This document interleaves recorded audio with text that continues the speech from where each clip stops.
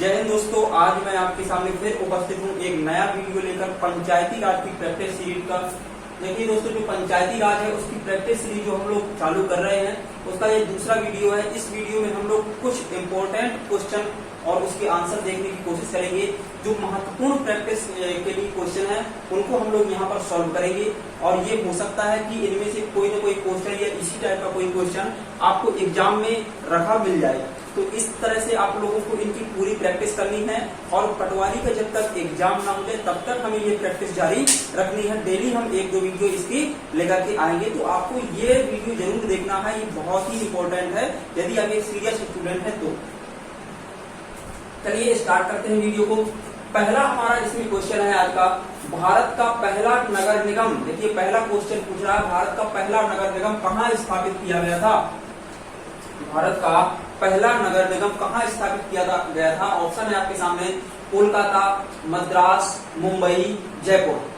तो देखिए यहाँ पर दोस्तों इसका सही आंसर है, भारत का पहला नगर निगम आपका कहाँ स्थापित किया गया था? ये स्थापित किया गया था दोस्तों मद्रास में। मद्रास में दोस्तों पहला भारत का नगर निगम स्थापित किया गया था। तो इतना आपको याद रखना है, यहाँ पर पहला नगर निगम मद्रास में स्थापित किया गया था। ठीक है, ये इसका सही आंसर है। अगला क्वेश्चन है दोस्तों आप लोगों के सामने, नगर निगम में परिषद और स्थायी समिति द्वारा लिए गए निर्णयों को लागू करने के लिए जिम्मेदार है। मतलब नगर निगम की बात हो रही है दोस्तों। यहाँ पर परिषद, नगर निगम की परिषद और उसकी स्थायी समिति जो होती है उसके द्वारा लिए गए निर्णय को लागू कौन कर सकता है? किसके पास कौन जिम्मेदार है लागू करने के लिए? तो देखिए इसके सामने ऑप्शन दिए गए हैं आपके, नगर निगम आयुक्त, पार्षद, महापौर, नन ऑफ दी। तो दोस्तों इसका सही आंसर क्या है?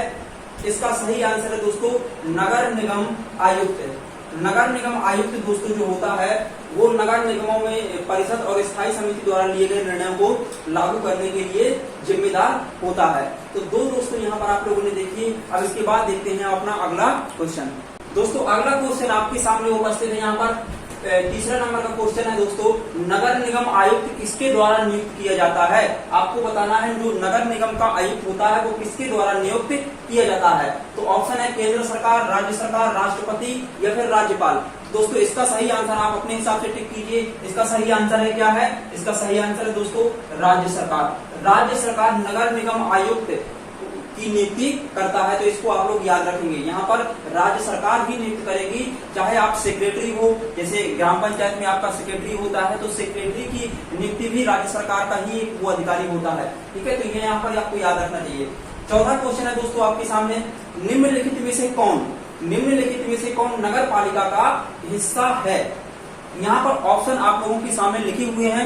नगर पालिका का हिस्सा दोस्तों कौन है आपको ये बताना है।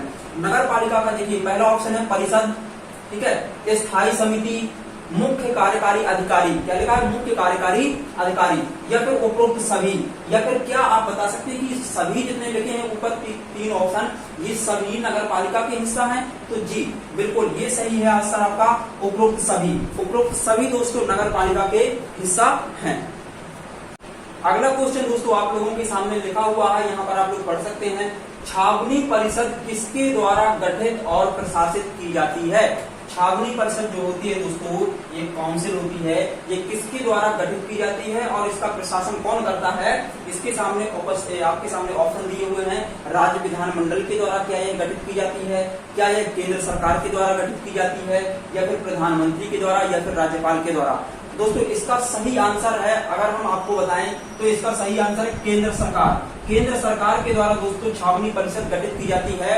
और जो छावनी परिषद के अध्यक्ष होते हैं दोस्तों, इनकी नियुक्ति कौन करते हैं? राष्ट्रपति महोदय के द्वारा इनकी नियुक्ति की जाती है। तो ये दोस्तों आपको याद रखना है, छावनी परिषद केंद्र सरकार के द्वारा गठित की जाती है, आपको याद रखना है। अगला क्वेश्चन है आपके सामने, छावनी परिषद में निर्वाचित सदस्यों को कार्यकाल कितना होता है?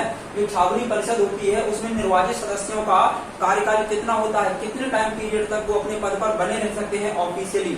देखिए इसका सही समय है, आप लोग यहाँ पर बताएंगे। इसका सही समय आपको ये नहीं लगाना है, ये नहीं है, 5 वर्ष नहीं है। छावनी परिषद में दोस्तों 3 वर्ष तक निर्वाचित सदस्य जो होते हैं उनका कार्यकाल रहता है। और इसके अलावा दोस्तों जो इसके अध्यक्ष होते हैं वो भी 3 वर्ष तक ही कार्यकाल पर अपने पद पर बने रहते हैं। तो इसका सही आंसर है 3 वर्ष। अगला क्वेश्चन दोस्तों आप लोगों के सामने है, 7वें नंबर का प्रश्न है, शहरी शासन के प्रकार न्याय पत्तन। शहरी शासन के प्रकार न्याय पत्तन। देखिए यहाँ पर शहरी जो अर्बन हम आपका गवर्नमेंट जो पढ़ते हैं आपका यहाँ पर बताएं तो अर्बन लोकल गवर्नमेंट जो आपका, वहाँ पर कई प्रकार की व्यवस्थाएं होती है। जैसे कहीं पर नगर पालिका होती है, कहीं पर आपका मिल जाएगा न्यास पत्तन, कहीं पर छावनी बोर्ड मिल जाएगी। तो अलग अलग जगह पर अलग अलग प्रकार की ये लगभग 8 प्रकार के आपके होते हैं। तो जो न्यास पत्तन होता है ये बंदरगाह वाले एरिया में इसकी स्थापना की जाती है। ठीक है, तो शहरी शासन का भी एक प्रकार है न्यास पत्तन। उसका उद्देश्य क्या है ये आपको उद्देश्य बताना है। इसका उद्देश्य क्या है, देखिए ऑप्शन है बंदरगाहों की सुरक्षा करना, अगला है नागरिक सुविधाएं प्रदान करना, और अगला है उपरोक्त दोनों, या फिर इनमें से कोई नहीं। तो आपको इसका सही आंसर बताना है दोस्तों। इसका सही आंसर है उपरोक्त दोनों, क्योंकि जो न्यास पत्तन है इसका उद्देश्य होता है बंदरगाहों की सुरक्षा करना व बंदरगाहों में व्यवस्थाएं करना, इसके अलावा नागरिकों को सुविधाएं प्रदान करना, यह न्यास पत्तन का उद्देश्य होता है। तो इसका सही आंसर हो जाएगा तीसरा, उपरोक्त दोनों। ठीक है, अगला क्वेश्चन देखते हैं हम लोग 8वें नंबर का प्रश्न, जो किस अधिनियम के द्वारा मद्रास, कलकत्ता व मुंबई में नगर निगमों की स्थापना की गई।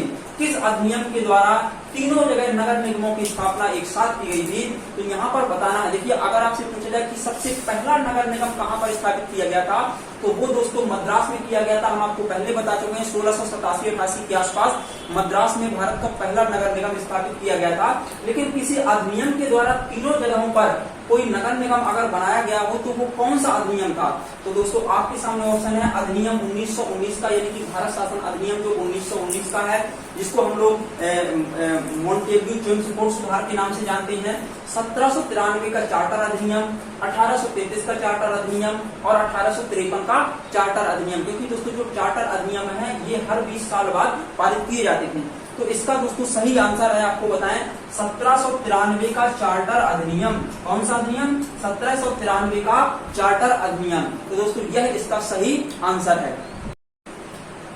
देखिए दोस्तों अगला क्वेश्चन आपके सामने यहाँ पर लिखा हुआ है, निम्नलिखित में से किसने पंचायतों को लूट का अड्डा कहा है? निम्नलिखित में से किसने पंचायतों को लूट का अड्डा कहा है? ये दोस्तों बहुत ही इंपॉर्टेंट क्वेश्चन है, आपको इसको जरूर देखना चाहिए।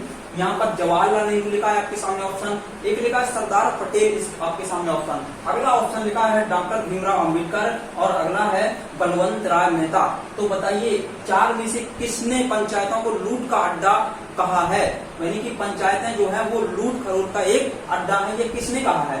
तो दोस्तों इसका सही आंसर आप लोग लगाइए, आप लोग देखिए आपका सही हो रहा है या नहीं हो रहा है। इसका सही आंसर हम आपको बताएं, इसका सही आंसर है डॉक्टर भीमराव अम्बेडकर। दोस्तों डॉक्टर भीमराव अम्बेडकर ने पंचायतों को लूट का अड्डा कहा है, तो ये आपको याद होना चाहिए, है ना। अगला है 10वां प्रश्न है आपके सामने, जिला योजना समिति का गठन किस संविधान संशोधन के तहत हुआ? जिला योजना समिति का गठन किस संविधान संशोधन के तहत किया गया? तो ऑप्शन है 74वां संविधान संशोधन, 73वां, 61वां और 52वां संविधान संशोधन 92 नंबर का। ठीक है, तो आपका सही आंसर इसमें होगा यहाँ पर 74वें संविधान संशोधन के माध्यम से जिला योजना समिति का गठन किया गया। दोस्तों इसके माध्यम से 74वें संविधान संशोधन के माध्यम से ये जिला में विकास योजनाओं को लागू करने के लिए, विकास योजनाएं बनाने के लिए जिला योजना समिति का गठन किया गया यहाँ पर। और कब किया गया? 74वें संविधान संशोधन जो कि 1992 में पारित हुआ था, इसको यहाँ पर इस तरह से यहाँ पर गठित किया गया, संविधान संशोधन के तहत ये किया गया था। तो ये आपका 10वां दोस्तों लास्ट प्रश्न था। अब हम नेक्स्ट वीडियो जो लेकर के आएंगे उसमें भी 10 प्रश्न आपको प्रैक्टिस करने के लिए स्पेशल पंचायती राज से रिलेटेड होंगे। तो दोस्तों इन सारे क्वेश्चंस की आप लोग एक बार प्रैक्टिस कीजिए, 10-12 मिनट का लगभग वीडियो होता है। तो आप लोग यदि डेली बेस पर ये प्रैक्टिस करते जाएंगे तो अभी से आपकी पंचायती राज बहुत ही ज्यादा मजबूत हो जाएगी। और जैसे ही आपका एग्जाम आएगा तो फिर पंचायती राज में बहुत ज्यादा समस्या नहीं आएगी। क्योंकि दोस्तों ये मायने नहीं रखता कि आपने कितना पढ़ा है, कितने ज्यादा नोट्स आपने पढ़े हैं, मायने ये एग्जाम में रखेगा कि आपने प्रैक्टिस कितनी मजबूत की है। तो दोस्तों हम आपकी प्रैक्टिस को मजबूत कराने के लिए ही ये सारे इस तरह के वीडियो लेकर के आ रहे हैं। तो बने रहिए दोस्तों हमारे साथ, मिलते हैं जल्दी।